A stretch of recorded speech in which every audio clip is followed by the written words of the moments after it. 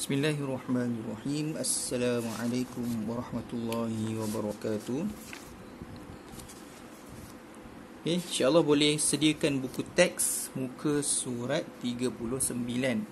Siapa yang baru nak keluarkan buku teks, boleh pause dulu video ni. Bila awak dah keluarkan buku teks, dah buka muka surat 39, baru sambung video ini. Sebab kalau kat kelas saya boleh tunggu, tapi video YouTube ni takkan nak tunggu kan. So awak pause lah. Bila dah sedia baru awak sambung video ni. Okay. Unit 3, layanan penduduk Yathrib. Kita akan baca sama-sama lah.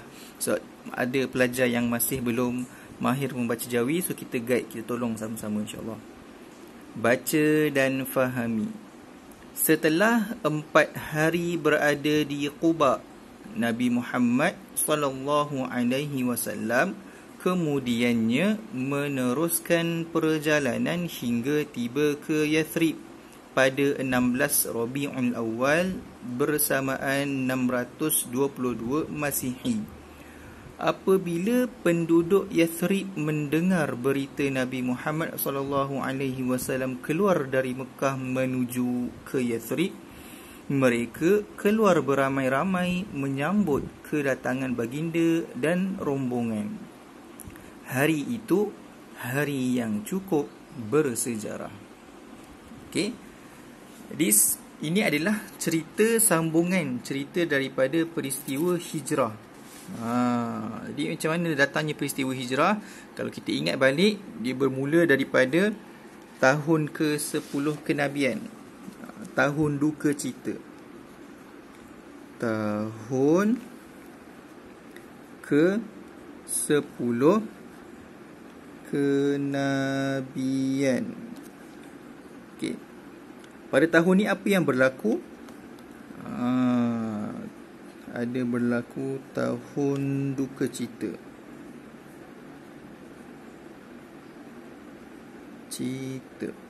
Kemudian berlaku Isra' Mi'raj. Isra' Mi'raj. Kemudian tahun ke-11 ada lagi peristiwa lain. Tahun ke-12 kita ambil nombor rubi lah. Dan tahun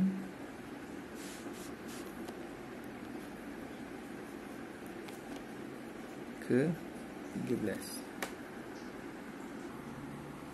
Okey. Pada tahun 10 kenabian apa yang berlaku?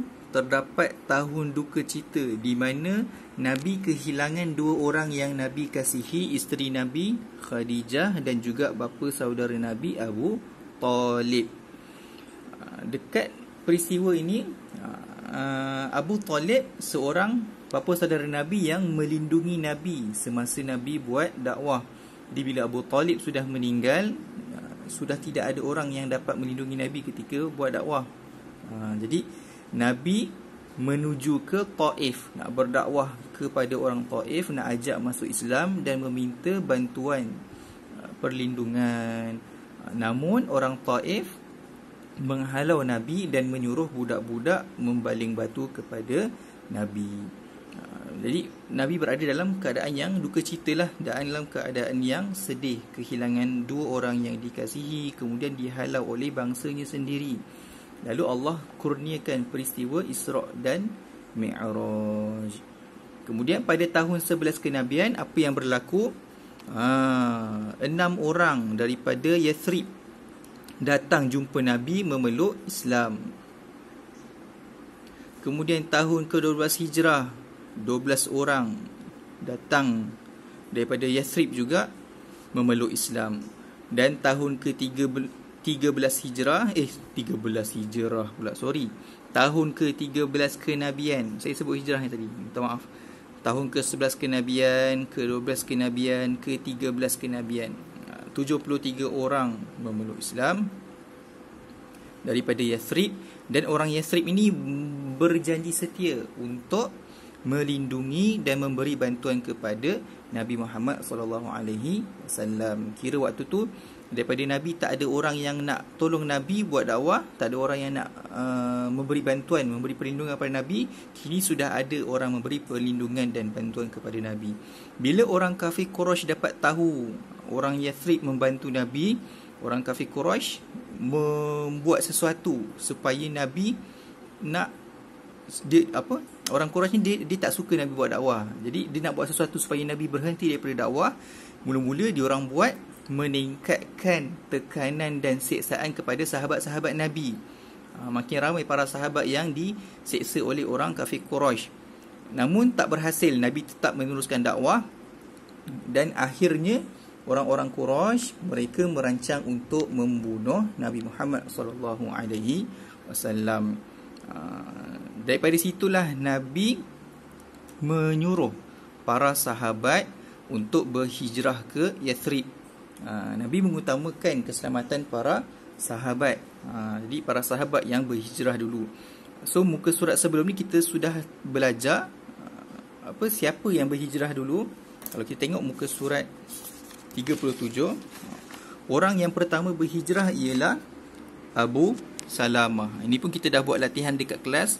Orang pertama hijrah ialah Abu Salamah. Kemudian tak lama lepas tu barulah Nabi dapat perintah daripada Allah untuk berhijrah. Barulah Nabi keluar berhijrah bersama Abu Bakar As-Siddiq. Okay.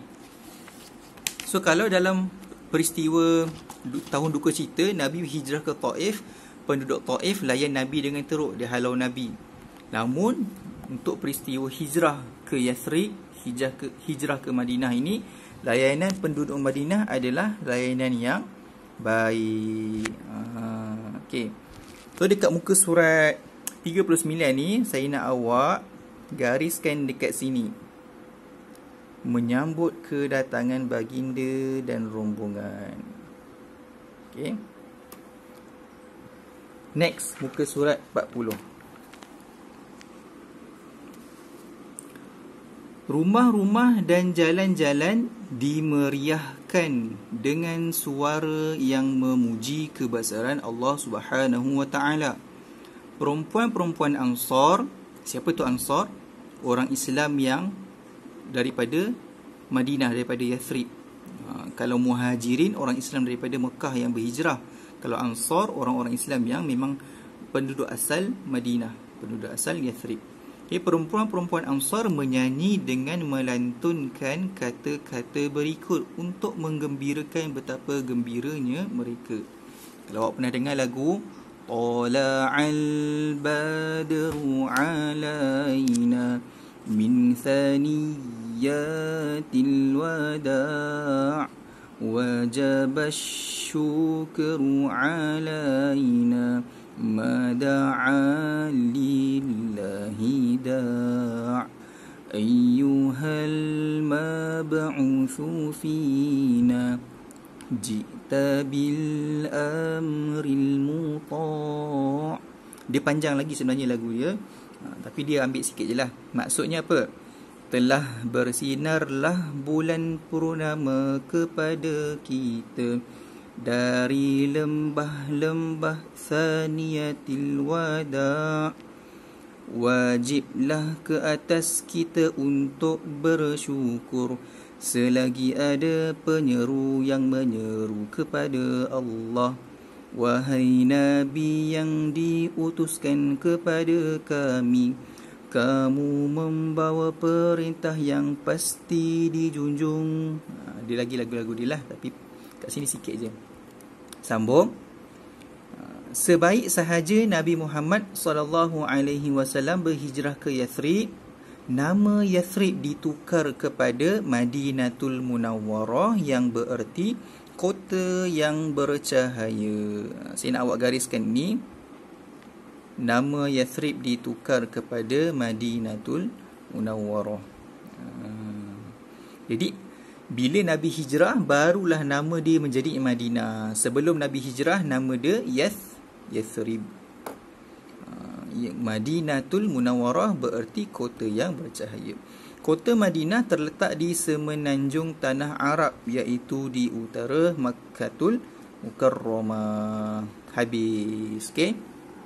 So next kita akan buat buku aktiviti berkaitan dengan layanan penduduk Yathrib. Boleh tengok video seterusnya. Wassalamualaikum.